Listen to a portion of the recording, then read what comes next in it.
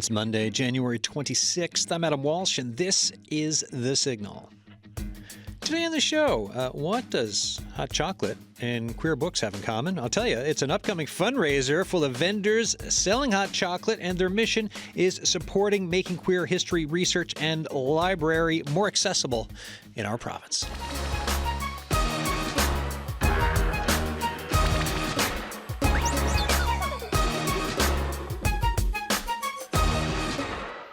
Hello, Sarah Worthman. How you doing? Good. How are you? Good. So, NL Queer Research Initiative. You've been on the show before, but this is the first time you came on promising me hot chocolate. So, you didn't have to, but because it's hold on now, let me just. We're doing ASMR now. I mean, a lot of times radio is. Here we go, dipping into it. Tell us what we're doing here. I know I gave that little bit, but that's nowhere near enough for the conversation. You want to help set it up a bit more? Yeah. So I guess I can start with kind of telling the story of how this came about. Sure, yeah. So my sister and I went to Vancouver last year. We went to go see Noah Kahn. And we were looking for things to do in Vancouver in February because there's not a lot. It's a very outdoorsy space. But they have a hot chocolate festival. It's 10 years running. And then I started digging into these, and they are all throughout the West Coast. Calgary has one, Kelowna, all of these bigger places on the West Coast have them. And I was just, the whole time, we were there, we were trying the hot chocolate. I was like, this would be, I think this would do really well in Newfoundland and Labrador. And so, we were just talking about kind of fundraisers with my board, different ways that we can kind of, become more self-sufficient in our funding, because we're a really small organization. We don't get a lot of government funding, but we have a lot of big dreams and things we want to do. So we're thinking about a way that we can kind of keep going on the momentum that we have, while also finding creative ways to raise money. And so, I pitched it. My board said yes. We agreed to go ahead if there was 5 vendors. We have since had 17. 17? Yeah. So there's 17 hot chocolates. I'm still waiting on one to upload on the website, but it's going to be up this afternoon.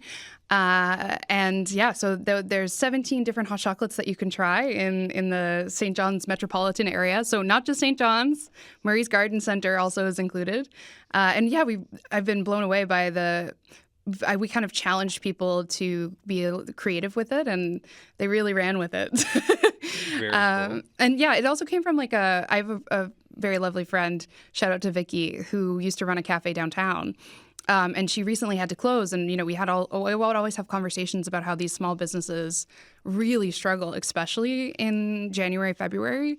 And so, it's a win-win because I get to have all these cafes and businesses that I love stay open and help support that. And we also get funds that are raised to go towards our organization. Very, very cool. What hot chocolate are you drinking, by the way? This one, I'm drinking the Coffee Matters caramel, or it's the spiced caramel Coffee Matters one. And which one do I have? You have the Terror.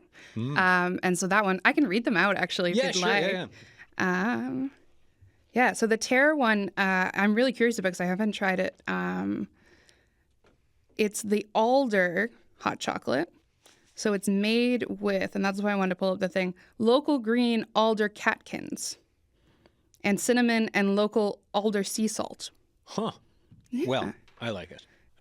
And I've been complaining I'm cold. I would even before the show started, we'll introduce our other 2 guests now. But before you got here, I was just complaining how cold I was sitting near a window upstairs, and I feel so much better now.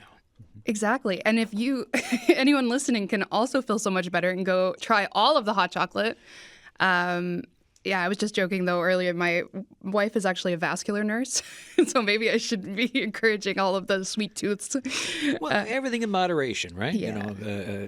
Paying attention to health and everything else. Colt Politte is back, Executive Director of Quadrangle. How are you doing? I'm doing great. How are you? How's your hot chocolate? It is delicious. I have the hazelnut one from Boreal Cafe. 10 out of 10. I love hazelnut. Amazing. Yep. Yeah, as we sip hot chocolate, this is the first time I've sat around sipping hot chocolate on the show. It's going to be similar to wine mouth for on YouTube later. So it'll be like hot chocolate mouth and nose and everything. But that's fine. It's all part of the season of trying to get warmer. How is everything going at the Quadrangle? Oh, it's going really, really well. We are now settled into our new space. The library with NLQRI looks fantastic, and Sarah's done a lot of great jobs with their volunteers of setting it up and making it just feel really at home in our new area. So, yeah, going really good down at Quad. So tell us more, because this is part of the support, right? The library, but tell us a bit more about the library. Yeah, so the partnership with Quadrangle and the Newfoundland Labrador Queer Research Initiative is we have the Octagon Library. So it is a free library. It houses so many queer and trans books and queer and trans authors that we just have the space available to it. So if you're interested in coming down and checking out a book or even just hanging out and reading while you're there, you can come in during our drop-in hours. You can contact our staff if you just want to come and check out some books, and we can make sure the space is open for you then too. Very, very cool. And we also have one of the vendors here, Susan Lester. How are you? Good, thanks. How are you? Good. So the main question I asked at the start of everything, how's everything at Lester's going? It's the winter, so nothing's growing, but how are you folks doing? Yeah, it's definitely a slower time of the year, like many local businesses around, but it's pure planning on the farm. So there's a little bit of growing, but another month or so and we'll be full tilt at it. So tell me now, while I got you here, about this plan. What's the planning like for as you go through the grow season and the selling season and all of that, and the pumpkin patch and everything else, the holidays, you get Thanksgiving vegetables as well. You push up towards Christmas, and winter really kind of sets in. What are you sitting down and talking about for the year ahead right now for Lester's?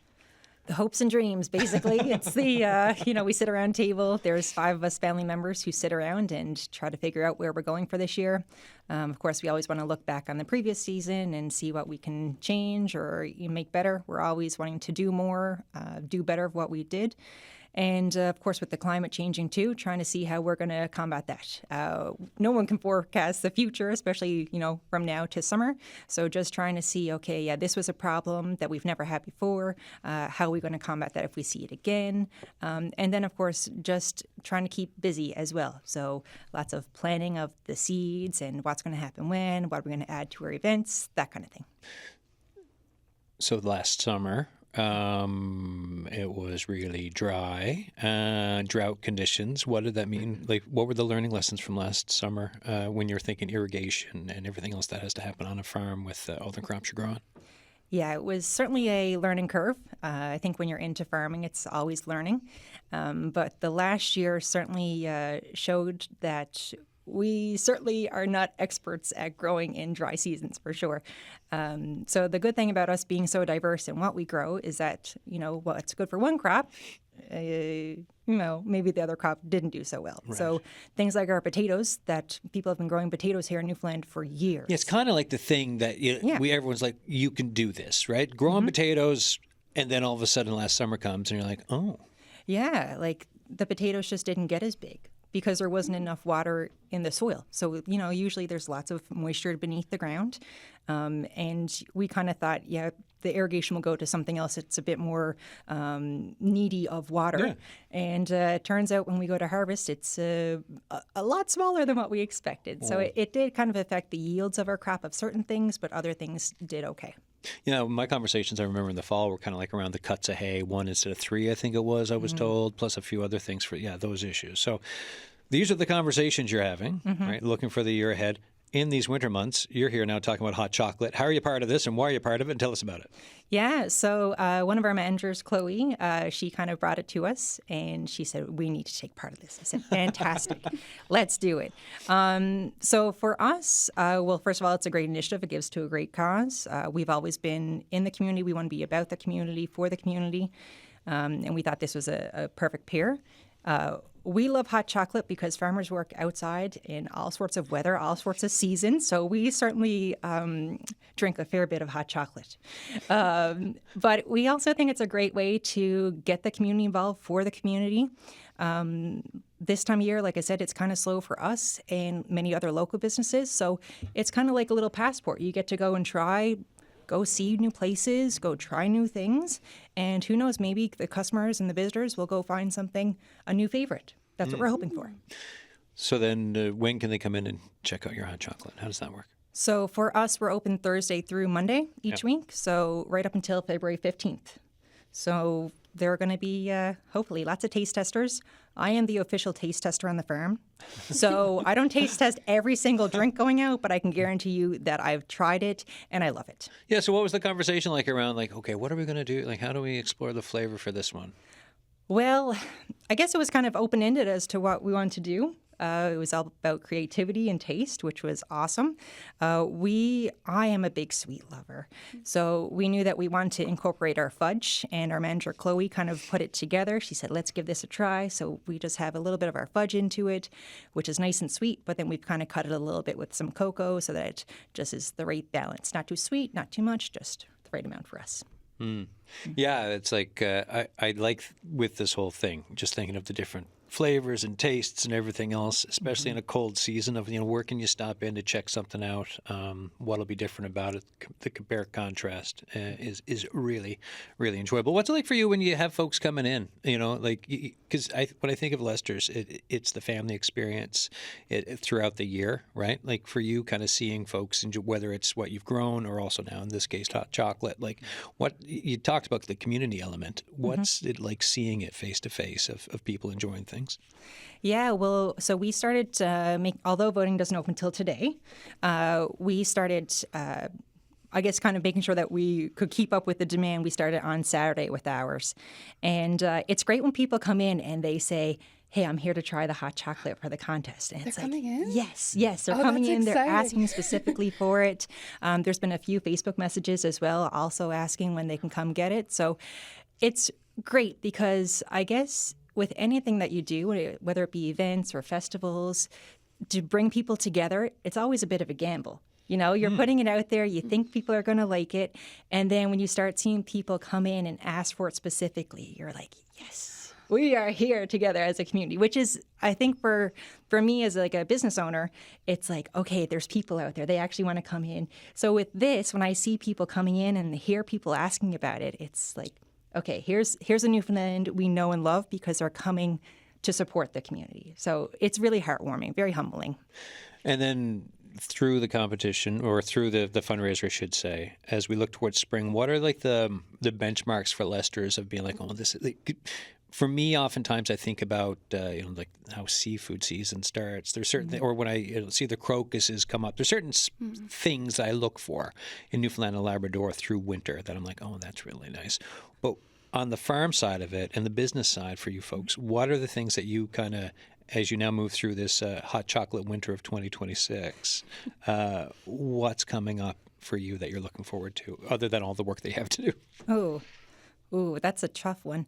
I mean, I think for me, I just like the fact that our season does change so much. Yeah. I never stuck in doing the same job or the same thing. And I think that's probably what drew me most to staying on the farm with my family. For me, I really love the growing season. So it's great to see, like, we're starting these seeds in about a month's time or so, and then to actually see them, okay, now we can transplant them, or okay, now they're going to the field. Okay, now we're harvesting them. So I just like how I can see the full life cycle of every single plant that goes out. Yeah, I find it wild, like, and to think too around like the gardening side of things that we do on this show, right? For Tuesdays during the grow season, the fact that even though, and yes, like loads of people enjoy winter and it's great, and you can get outdoors, you can go skiing, cross country, like snowshoeing, all that great stuff. But then also for people who the rest of us and everyone who enjoys the grow season, you're like, actually, just around the corner, we got to start. Like we should be thinking about seeds now and what's happening with that. Then the look ahead to what gets grown. Yeah, there's I mean, we can't even really judge it by the snow that's on the ground, honestly. No. It's more so just like the calendar year that we look at. So, again, we know that we need to start the really long season ones within the next month. We start flowers probably a few weeks after that. And we do a bit of mixture of everything. And when I say you can't really count by the snow on the ground, because you all know there's snow, then there's no snow, then there's rain, then there's ice. So it's... I guess we just try to act with what's ahead of us in the season because it can change so much.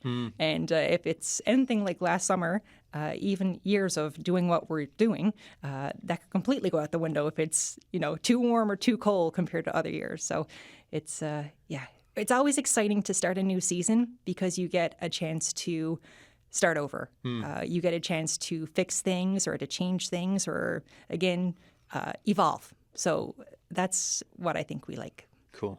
Very cool. Sarah, remind folks about the website again. What is it? Hot chocolate, yyt.ca.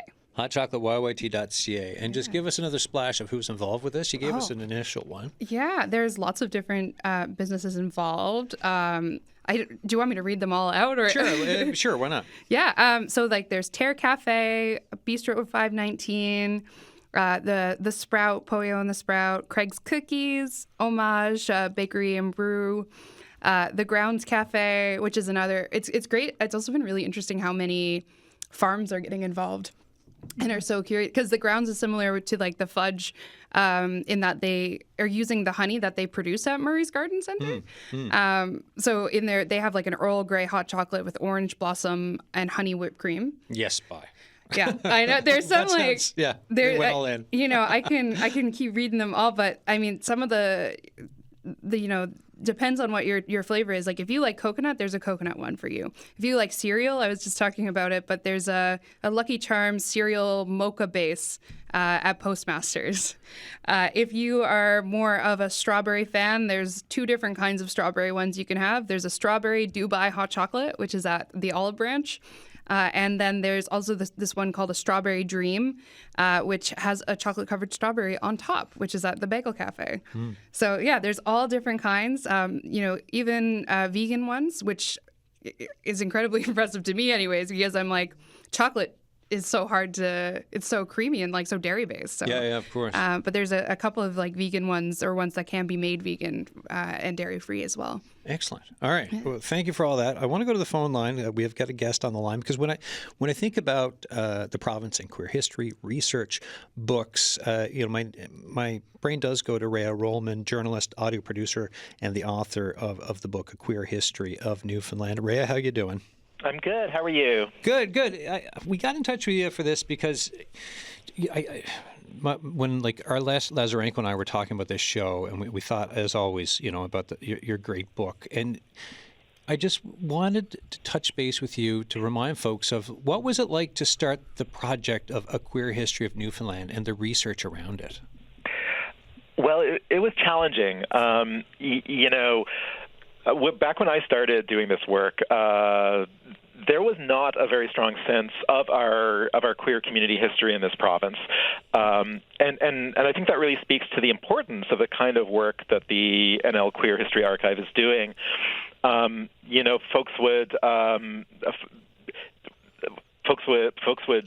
would reach out to interview would kind of laugh at the idea of writing a book about the province's queer history. They'd say, "Oh, it's a really short history. There's not much of a history there. It'll be a small book." But the stories I collected, I literally did not have enough space to include them all in the book. And I think it's important to reflect.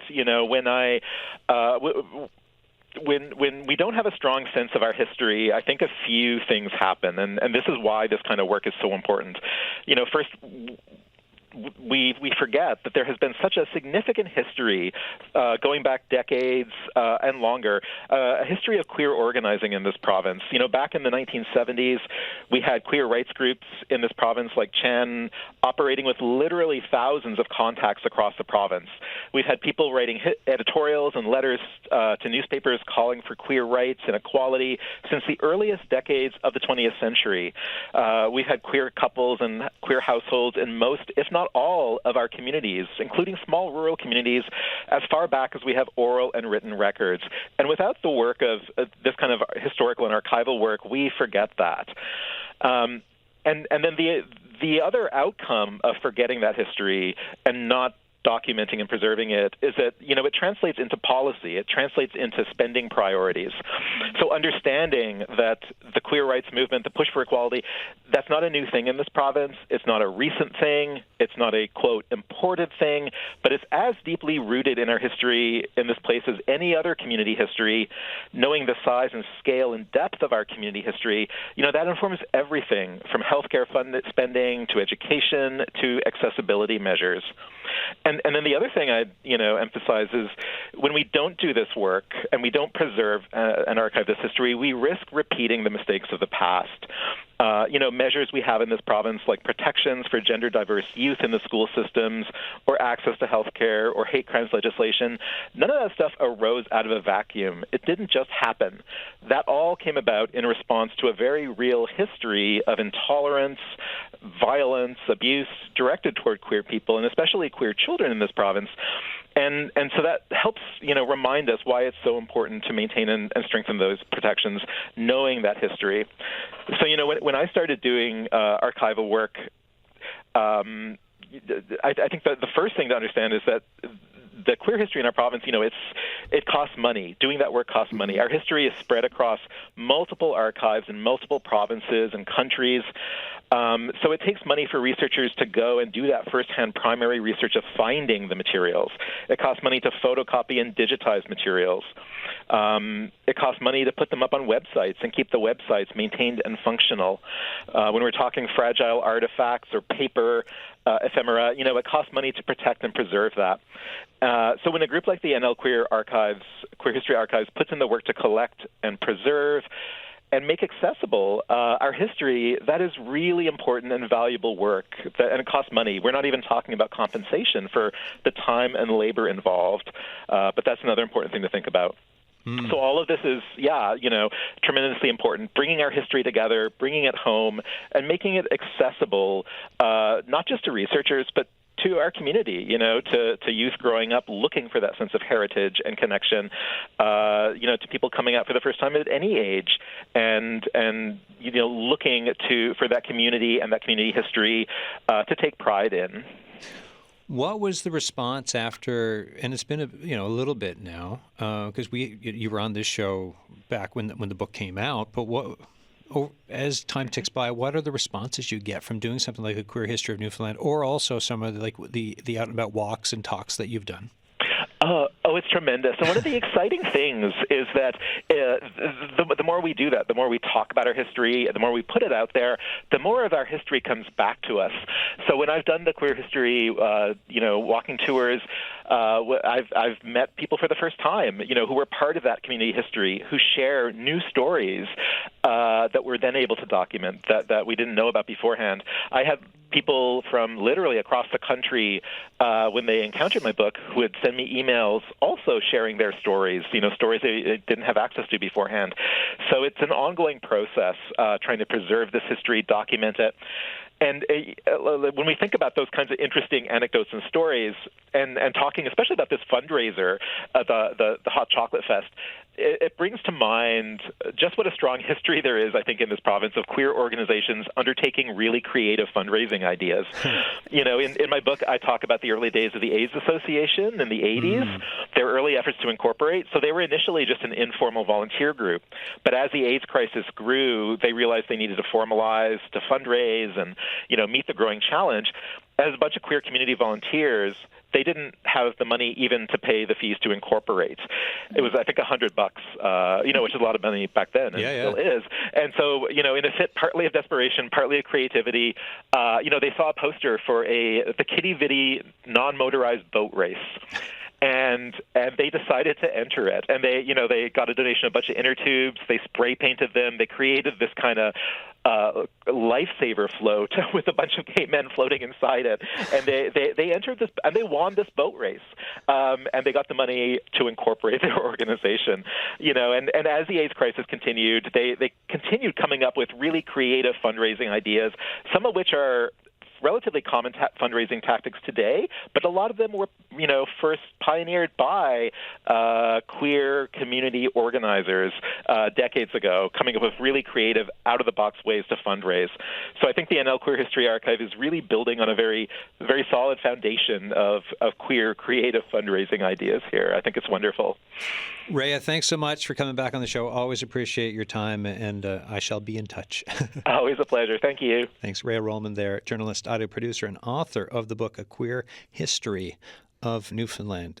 I'd love to look back, right? Like some of the history, and the fundraising bits that I didn't know about, right? Had no idea about the Kitty Vitty bit, but the creativity is there. Sarah, just what are your thoughts?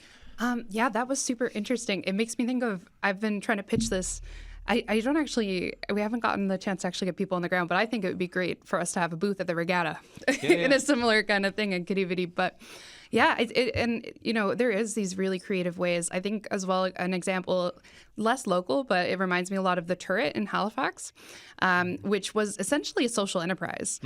So they had this bar or disco underneath. They basically bought a building, and then the bar was underneath, and they used the funds from this disco and queer bar to fund their community work in Nova Scotia.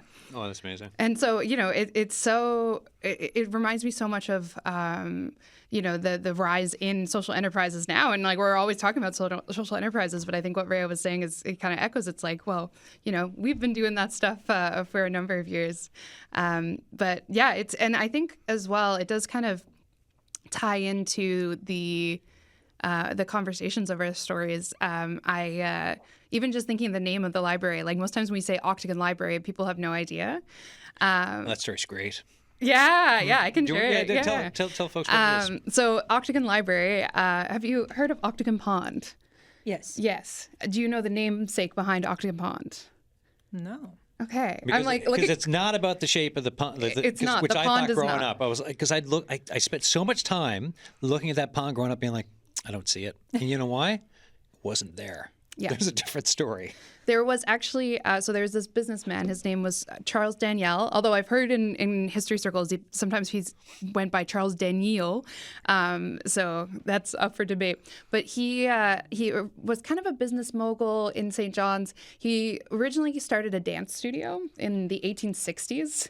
And then eventually expanded to a number of different businesses, including like a skating rink, and again tying back into Kitty Vitty. But he actually had a restaurant right on the lake, and it was like a really common place for people to go during the regatta. And unfortunately, there's some politics around that, and he ended up closing it.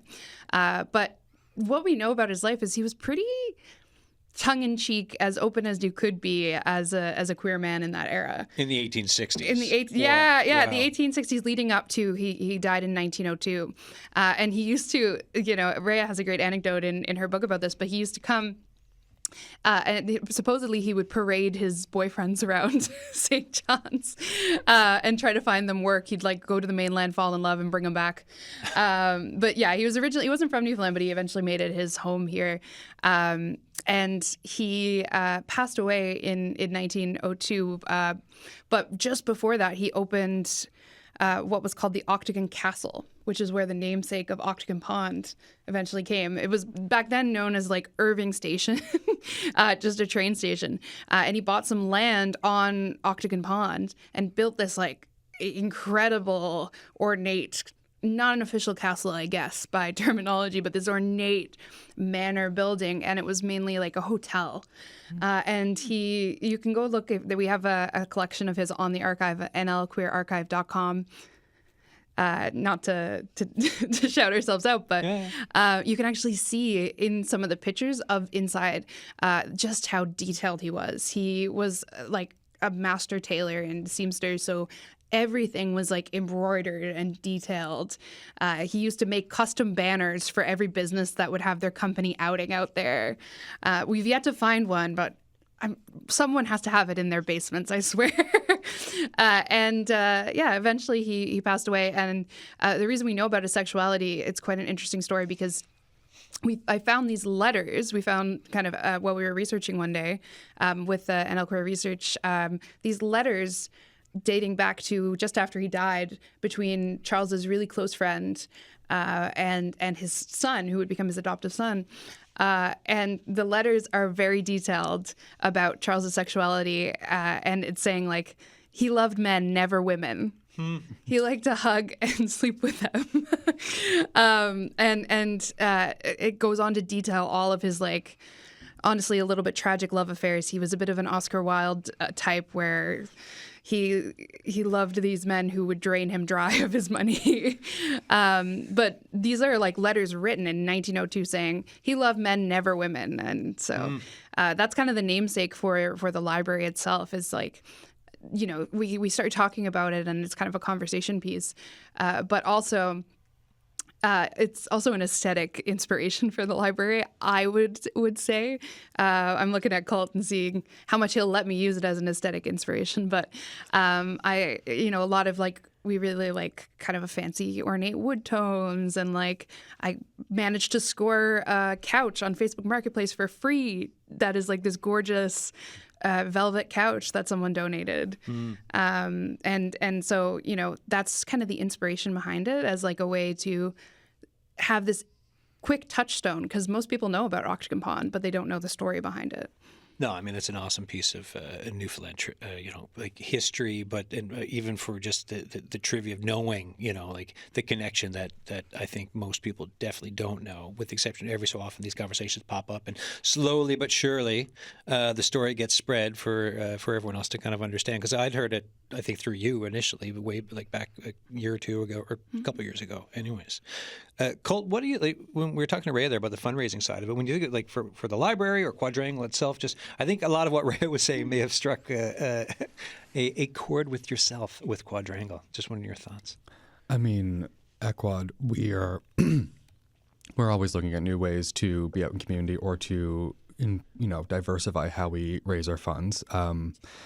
Much like NLQRI, but at a different kind of scale. We don't really get much government funding, and I know a lot of people kind of assume you see a nonprofit or charity in Newfoundland. You assume that we are, very well acquainted with our provincial and federal governments, and we have a lot of funding coming from there, and we actually don't. Yeah. For this last fiscal year, most of Quad's funding have come from, working with individual donors, talking to individual foundations. A majority of our funding actually came from outside of government, or outside of what you'd assume would be the regular government places, so the provincial and federal. We take the same approach. We actually just had a fundraising workshop that we put on from someone from Halifax. Shout out to Vanessa Burns, who's fantastic at Grant Consulting. And what we talked about at that workshop with a whole bunch of other nonprofit fund developers and directors and folks in the room was that you kind of have to be weird now. You can't be the regular, hey, please come donate to me. Yeah. Here's something. Here's a QR code. Here's a regular ask in the mail. They work, and that's something that, you should still have as part of your overall strategy for fundraising. But you have to be weird, and you have to be annoying. You have to be the person when someone thinks about, oh, I know you.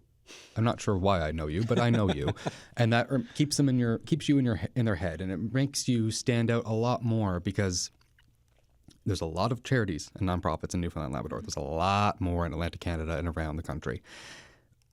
Quadrangle is the only registered charity that is only for queer and trans people, but we still do a lot of things around health, and we still do around things around housing. We are still, having to work with other groups and stand out a little bit of why we would like to do a housing program, or why we want to do a health program.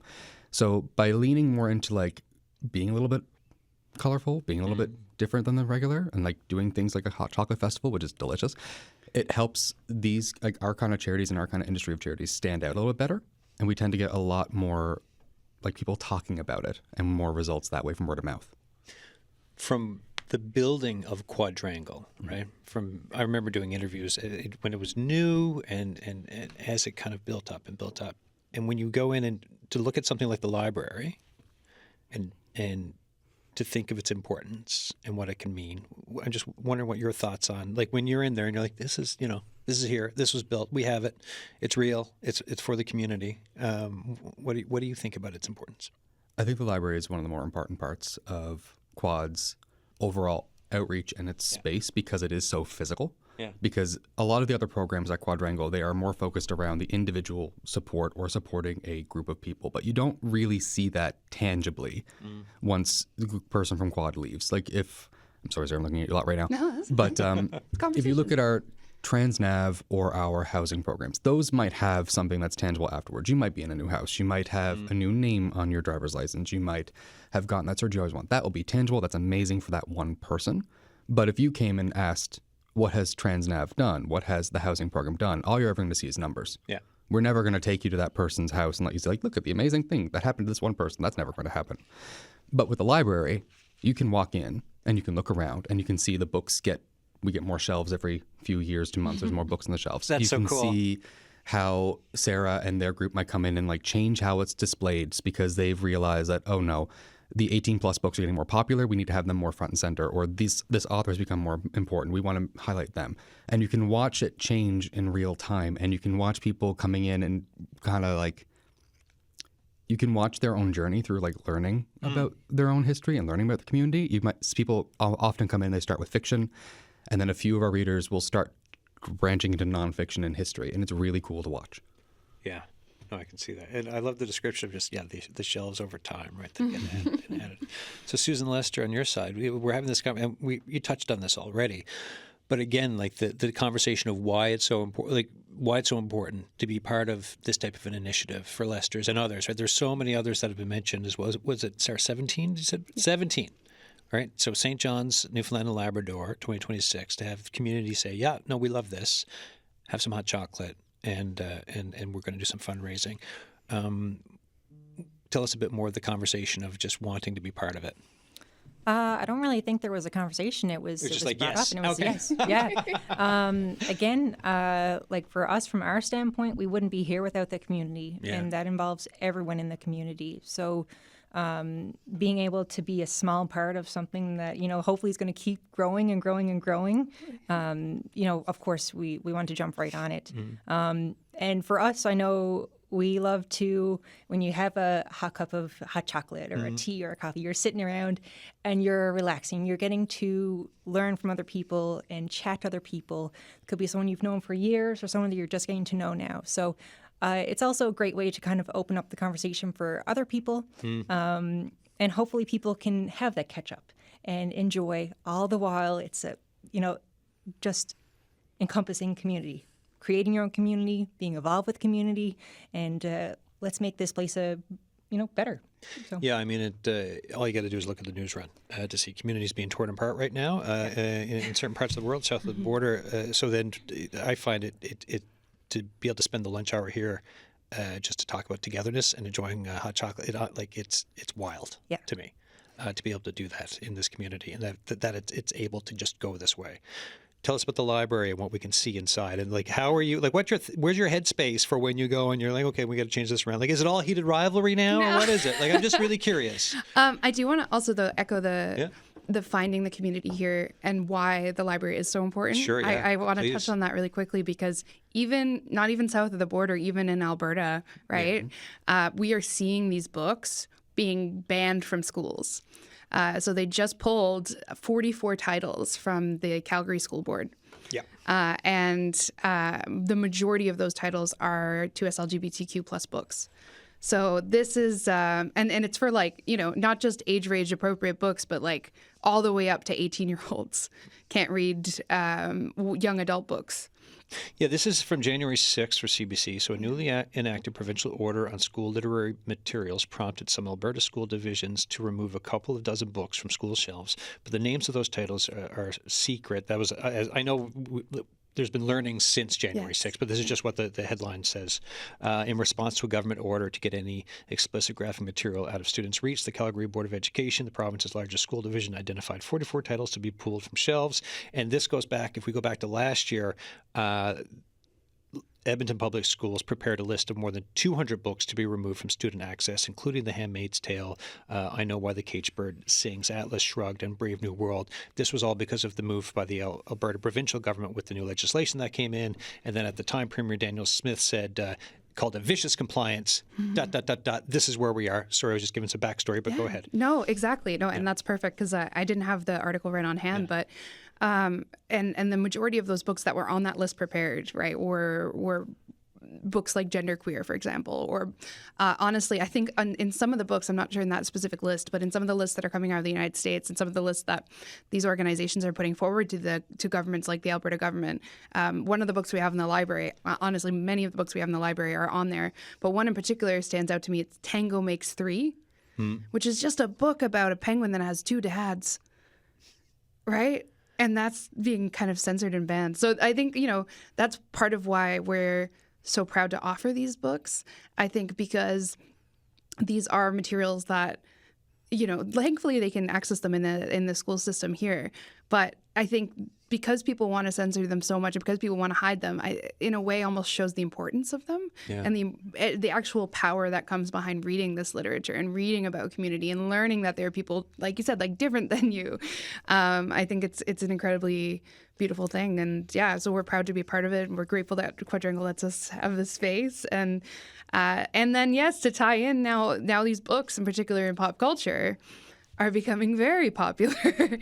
And to tie into like heated rivalry, right? Like we, and kind of what informs mainly demand from community is what informs the books that we buy.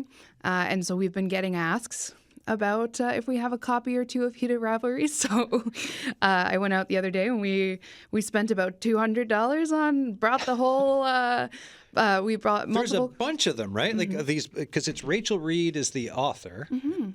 Because There's 6 now? yeah, because I was looking up, so I knew about Heated Rivalry because it's the hot show everywhere right now. And then I knew it was based on the book. And so for the show today, I was like, oh, Rachel Reed. And I'm like, there's like a lot of titles. And these are really popular, really, really popular books. Yeah, and it's cool. She's from Nova Scotia, which is like such a cool Atlantic Canadian connection. But so we went out. We've got 2 copies, and they're still there, folks. Come and grab them. I'm looking at Colt. I think so.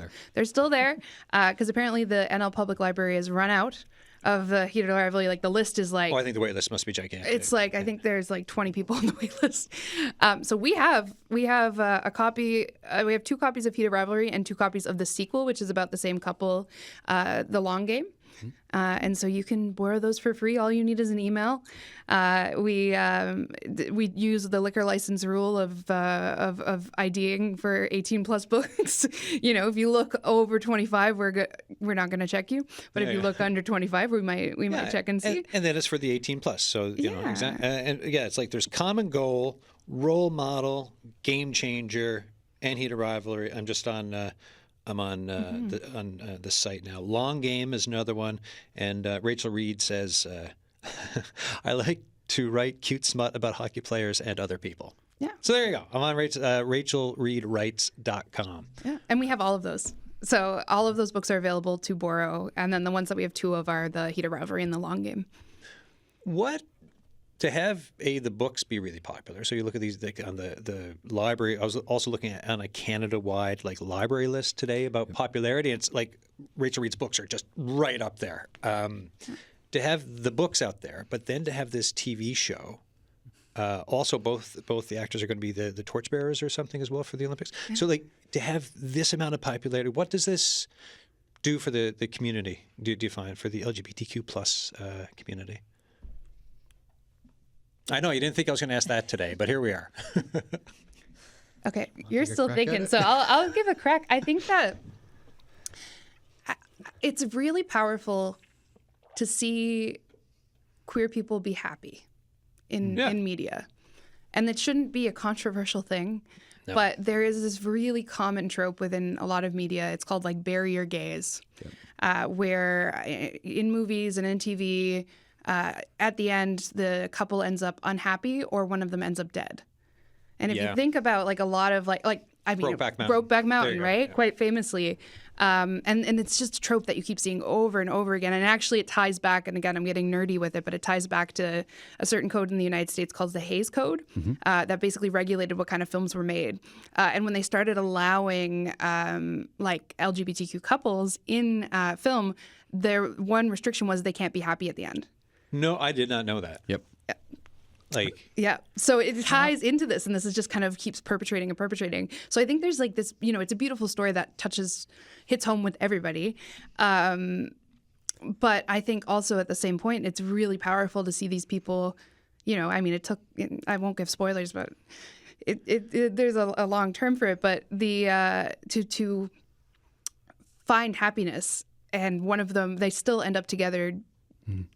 Or maybe they don't. I don't know. But there's a bunch of books. So it seems like it's going half okay. Yeah, I don't want to give spoilers. I feel like everyone in the world has seen this show yet. But it's very powerful to just have this book that's centered around something like romance and love, and then the show that's centered around something like romance and love, instead of centered around pain, if that makes sense. Not that there's not a place for those stories. It's just No, but when the stories are always pain, and when there's like, a rule about it, you're like, well, hold on now.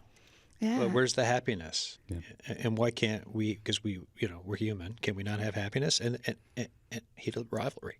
And more, right? Cool. Yeah, I just want to also quickly add on, because if I don't mention Buffy the Vampire Slayer, my husband will kill me. But the most common classic example of the trope of barrier gaze is from Buffy, and it's Really? Yep, it's season 6.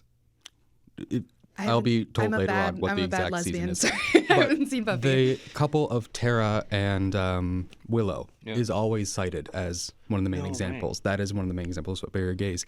And I think it also goes back to, it is the Hays Code, but I think that's why it worked so well here, is because it was made in Canada. We didn't have those same kind of trappings. We do, but we didn't have it at the same level.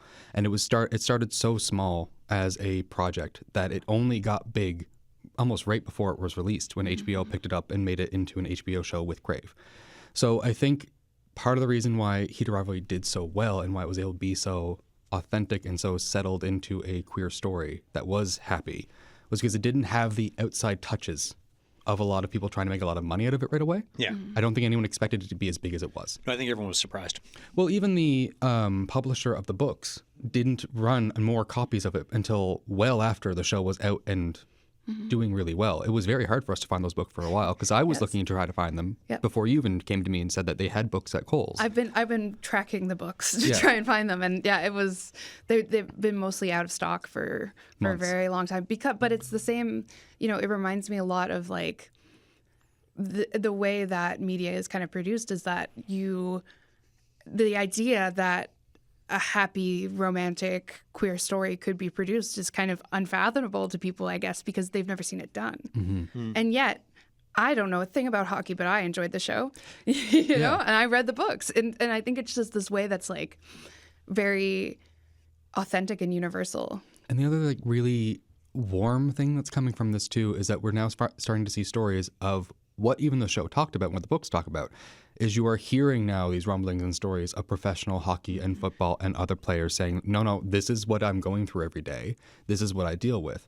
So I think the show gave a bit of grace to everyone if they want to start having a more conversation. I don't think we can say the show solved all the problems. No. But it created that moment and it created that space. Given a bit of a permission slip of like, if I actually, maybe I can talk about this a bit more because everyone's talking about the show. And then also we just have a whole bunch of people in the community who really want to have, like, it's just such a celebratory movement too. So we're always seeing there's a whole bunch of Heated Rivalry dance parties happening across Canada now. We've been told of Heated Rivalry viewing parties people are doing. I'm trying to get socially, someone to jump on the dance club fundraiser. See, obviously we're very busy with the fundraiser, but part of me is like they're doing Heated Rivalry rave nights, where they're playing it on the TV. Yeah. I'm trying to convince another organization to jump in with it, because I can't run it. We can't run it by ourselves. We're busy right now. But I think it would be. Oh, maybe it's not. Maybe it's some things in the works. I'm gonna TBD on that. But yeah, it's a cultural phenomenon, and But I think what it really echoes to is that, yes, this is a great story, but there's so many great stories out there that just aren't being shared and told, and many of them are in the library. It depends on what you like. Like there's lots of different incredible. There's one book that I've been dying to get. It's not in our library yet. I actually have to order it. It's only available on a website that I don't love ordering from if I can avoid it, but it's not available locally, unfortunately. But it's called The Lilac People, and it's a super interesting story about this group of queer and trans people resisting Nazi occupation by kind of living off the grid and little tiny acts of revolution. So that one I think is particularly quite interesting. We have a lot of horror. I don't know if you read much horror, Colt, but the library has a lot. We almost have two full, and it's organized now. We have so many books that we're actually able to organize thematically, which has been fun for me as a nerd. But we've got a whole horror and sci-fi section. And, you know, there's at least 20 horror books and sci-fi that we have, ranging from like local artists like Demonchuk is his name, a local author, to you know, these larger ones like M.L. Rio is an author that is kind of a really popular one. I wish my wife was here because she actually reads horror, so she'd be like, Sarah, this, and this. I've read all of these.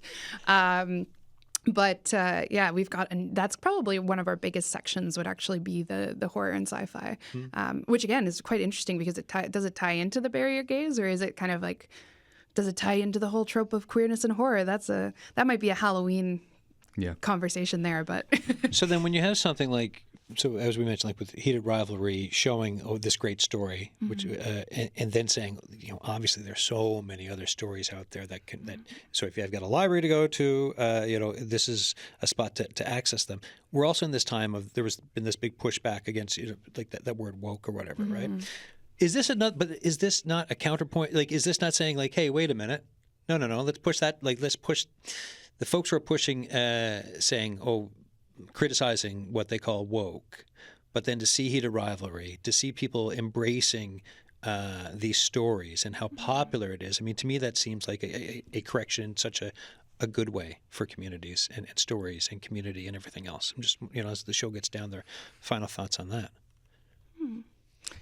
I think it's going to be interesting because it's such a cultural phenomenon. But in the same way, you can kind of start to see these counterbalances start to spin it, especially because it's very, very popular among women, right? So it can be kind of like shrugged off, and like the powers kind of people are starting to already kind of pitch it as less serious, I guess, kind of, you know. So you're seeing that happen, which is quite interesting. But at the same time, you're also seeing like hockey podcasts do full series talking about it, which is like wild and you know, important to be in that space for that conversation, to have it in that sort of a way, I think is a big thing. Yeah, I think it's very powerful. I think at the same time, there's a lot of allies that watch the show. And maybe I can just echo this sentiment, and I'm borrowing it from a lovely friend of mine, Laura Balumba.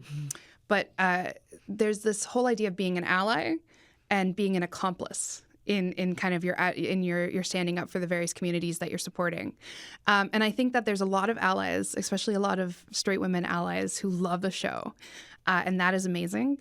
But it's now important to shift your allyship to being more of an accomplice, to actually showing up to counter protests when you know the anti-woke crowd is there, or supporting political decisions that actually directly help out the community. Don't just go to fundraisers, go to pride events, actually show up in these spaces for the community in kind of tangible ways, in addition to being allies and being fans of the show. And so, yeah, I guess I would echo it's counterbalancing, but also there's an extra step I think that needs to happen there. Thanks. That's all the extra nuance. I was wanting extra nuance around the thought, so thank you for that, Colt. Any final thoughts from you? I would really agree with what Sarah said. It was really well put. It's just, we are seeing like those counterbalances, and like the pendulum will always go back and forth and back and forth.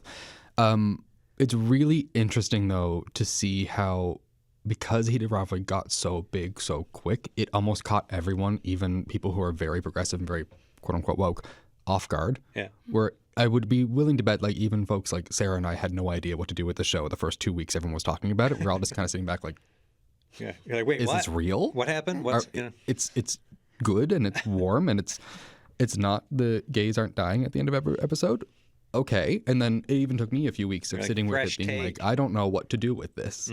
But I think that these kind of stories will keep happening. They've always happened, even when we've been in periods of time where it was very uncool or cringe to be woke. These stories continue to exist. And I think just reminding everybody who might be saying those that, you know, this is woke and we're not going to pay attention to it, you cannot pay attention to this one. There will be another one that will be bigger, and it will just keep becoming this way.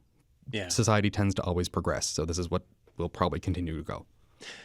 The website again for hot chocolate. Yes. On that heavy note, we can take it back to something sweet. Yeah, I didn't even look for a segue. I'm like, well, I'm just going to ask the It's question. kind of a good segue because, like, you know what's a way you can tangibly come support the community, right? You can buy a hot chocolate. Hotchocolate.yyt.ca is the website. And Susan Lester, what's the hot chocolate at Lester's that we can get? It's called What the Fudge. Oh, Yep. So fudge made on the farm, and then cocoa. some whipped WTF. cream. Oh yeah, exactly. Excellent. Yeah. It's What the fantastic. fudge, folks. And I guess we'll leave it there today. Thank you for coming in, everyone. That is it for today's show. If you have thoughts for us, the signal at cbc.ca. Tomorrow, what's the deal with wind energy? We're going to have everything from global perspective to what it can mean to our communities and even individual households. I've got two experts coming in to talk wind energy for this province, and they will answer your questions. The lines will be open for the full show. Cheers.